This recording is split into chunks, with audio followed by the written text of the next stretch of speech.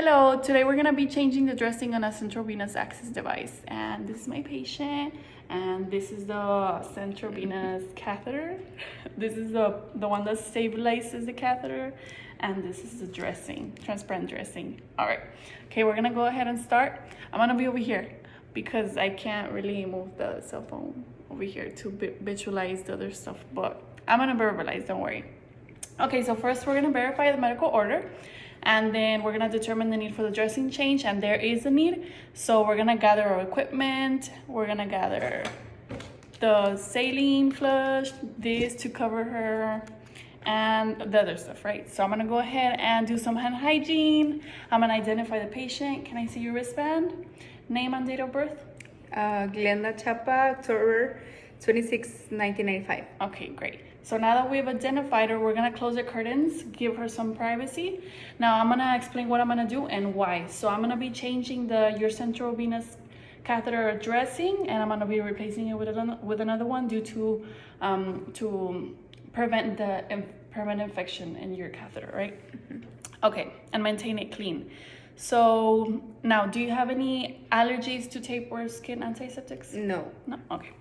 Okay, I'm gonna go ahead and place a waste receptacle right here, and then we're gonna adjust the bed. We're gonna pretend it's a bed. I'm adjusting it, okay, to a good height, working height.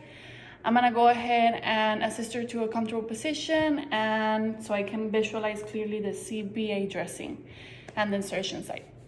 We're gonna go ahead and just position her to a comfortable position and expose the area that we need to see. All right, so I'm gonna apply a mask. I don't have a mask, but I'm applying one, and I'm gonna put her also one, right?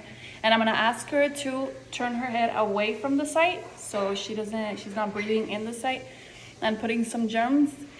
I'm gonna go ahead and move the overbed table and put my supplies close, and open my sterile field, and whatever is wrapped like this, I'm gonna go ahead and unwrap it carefully and just drop it into the sterile field. Okay, then I'm gonna go ahead, and before I start, if there's any IV solution infusing, I'm gonna go ahead and interrupt the infusion pump, stop it, and then hold it throughout my dressing change. Then once I'm done with the dressing change, I can go ahead and restart it. Okay, so before we start, I'm gonna slide the clamp on each lumen. This is a clamp. Okay, I'm gonna go ahead and slide them. Okay, they're all good. They're clamped now. I'm gonna go ahead and put on clean gloves. Clean gloves. I'm gonna assess the insertion device through the old dressing. So I'm gonna go ahead and just look at it and see if there's any sutures present. There's no sutures present. I'm gonna palpate. If you feel any tenderness or pain, let me know. Do you feel any pain? No tenderness? No. Okay, all right. So I'm gonna go ahead and remove the old dressing. I'm gonna start by the outer corners and then move my way in, but with my non-dominant hand, I'm gonna go ahead and hold the catheter, and go ahead with my dominant hand and remove it from the outer to the in. Okay.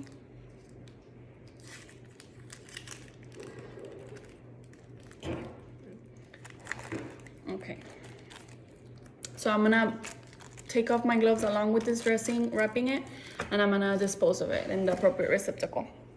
Okay, now I'm gonna go ahead, this is the device right here. I'm gonna go ahead and I'm gonna put my sterile gloves on, and starting at the insertion site, I'm gonna go ahead and use antimicrobial wipe to wipe any blood that there is and just clean the site. Okay, then I'm gonna go ahead and use the chlorhexidine swab and cleanse the site like this. I'm gonna go ahead and press it directly, and then just go back and forth, gentle back and forth. Okay, and then I'm gonna move outward from the site so I can go around it like this, and then I'm gonna go ahead and clean around 2 to 3 inch area. Okay, then I'm gonna allow for it to dry, and then we're gonna apply the skin protectant around it, not directly to the insertion site, and allow it to dry also. Okay, so now stabilizing the catheter hub, we're gonna go ahead and hold it in place with my non-dominant hand, which is this one. And then we're gonna use an alcohol wipe to clean each lumen. Okay, 1, 2, and then 3, all right. Then I'm gonna go ahead and apply a transparent dressing, centering it over the insertion site. Okay, I'm gonna pause it so I can go ahead and look. So now that we've applied the transparent dressing, we're gonna go ahead and measure the length of the catheter that's outside. Okay, I'm measuring it. I don't have a ruler, but let's pretend I'm measuring it. Okay, then after that, I'm gonna go ahead and for each cap, I'm gonna for each lumen, I'm gonna remove the cap and then cleanse the end of the lumen with the alcohol swab. And then I'm gonna change this old cap and replace it with a new one. So I'm gonna go ahead and do one. Oh God, okay. And then I would clean it with the alcohol swab. And then get a new cap and replace it. Okay, this is a little hard. And there, and I'll do the same for all 3 of them. Okay, so now that I've cleaned all the caps and replaced them, I'm gonna go ahead and secure them with tape. Right here, distally. And then if required, I will flush each lumen with saline, right here, and heparin, depending on facility policy. So I'll go ahead and with an antimicrobial swab, I will go ahead and clean the cap, the end cap, and then I would get the saline plunge syringe, insert it, and then aspirate for the positive blood return. And then if it's positive, I'll go ahead and instill the solution over 1 minute. Then I'll remove the syringe and then go ahead and with the heparin syringe instill the volume of that it's required per facility policy, also over 1 minute. Okay, then I'll remove it, reclamp the lumen right here, and remove my gloves. Now I'm gonna go ahead and label the dressing with the date, time, and my initials. So date, time, my initials, okay. Then I will resume the IB solution that was in place before replacing the old dressing. And then I would apply IB securement stabilization device based on facility policy in order to stabilize the catheter. This will be my stabilization device, I'll put it. And then if I were to place it, I would explain the patient why it is being placed and to be careful with the extremity while using the extremity. And then I would just remove my equipment, my mask, remove her mask, dispose of them, lower the position, all side rolls up, and just ask if there's anything that she needs before I leave. Okay, so now I'm gonna aspirate blood through her central venous catheter. And I'm gonna go ahead and use the insertion cap method. So I will wash my hands, identify patient, name and date of birth. Glenda Chapa, October 26, 1995. Okay, great. Okay, now I'll gather all my equipment, which would include the antiseptic solutions, the injection cap, the saline, the heparin, everything I'm gonna use. Okay, so before starting the procedure, I'll go ahead and explain the procedure.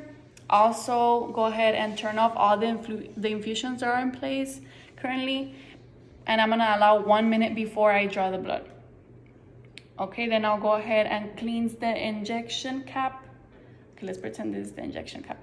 I'll clean it with antiseptic solution, and then I'll allow it to dry by itself. And then I'll go ahead and aspirate with this. Aspirate 2 to 5 ml of blood. And then after I'm gonna remove it, and then I'm gonna dispose of it. And then I'll go ahead or attach a vacuum container device. Either or will be fine. Then I will go ahead and cleanse the injection cap again. Then allow it to dry completely. And then I'll go ahead and now aspirate the specimen that I'm gonna be sending to the laboratory. aspirate it, remove, cleanse the injection cap again, and then I'll go ahead and flush it with 10 ml of saline. And then I'm gonna go ahead and flush the catheter again with 3 ml of heparin according to facility policy. Then after flushing it, I will go ahead and clamp the lumen because I'm done with the procedure. I'll prime the caps, place a new cap at the end of the catheter, and then just assist the patient to a comfortable position, lower the bed, so eyebrows up, assist if there's anything that they need before I leave, cowbell and light within reach, and over bed table within reach also. And I'll just remove my PP. Hello, now I'm gonna go ahead and remove the CVAD device. So first, I would again verify the medical order. I would perform hand hygiene, identify the patient, name and date of birth. Glenda Chapa, October 26, 1995. All right, then I'll go ahead and give her some privacy because I'm gonna be exposing a part of her body. So then I'll go ahead and adjust the bed to a comfortable working height, elbow level.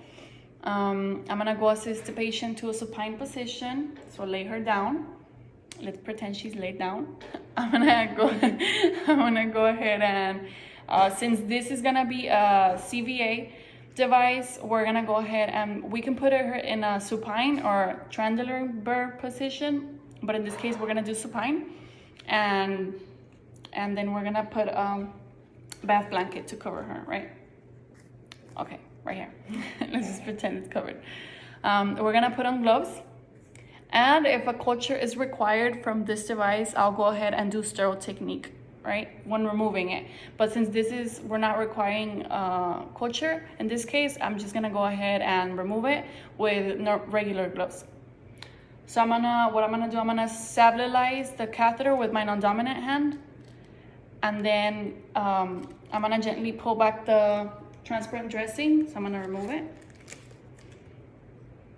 from the outer to the inner, stabilizing it. Okay.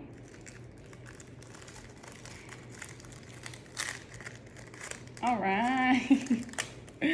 There. Okay. So now that I've stabilized this, I'm gonna go ahead and remove all the tape. Well, I already removed the tape. I'm gonna check if there's any sutures present. If there was sutures present, I will go ahead and with my non-dominant hand put up the sutures and cut them with my dominant hand, and then just remove them, right, and dispose of them.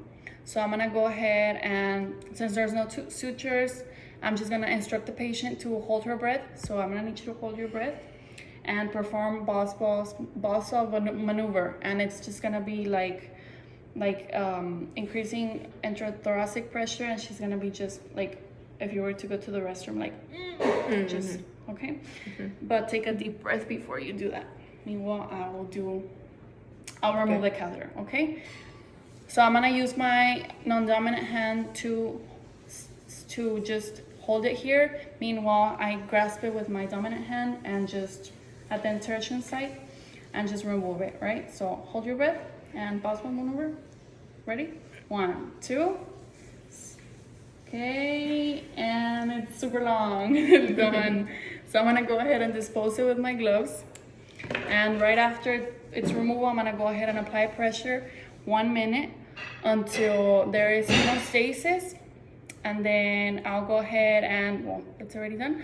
I'll go ahead and apply some petroleum-based ointment and then just some sterile dressing to the access site just in case she has some bleeding or something.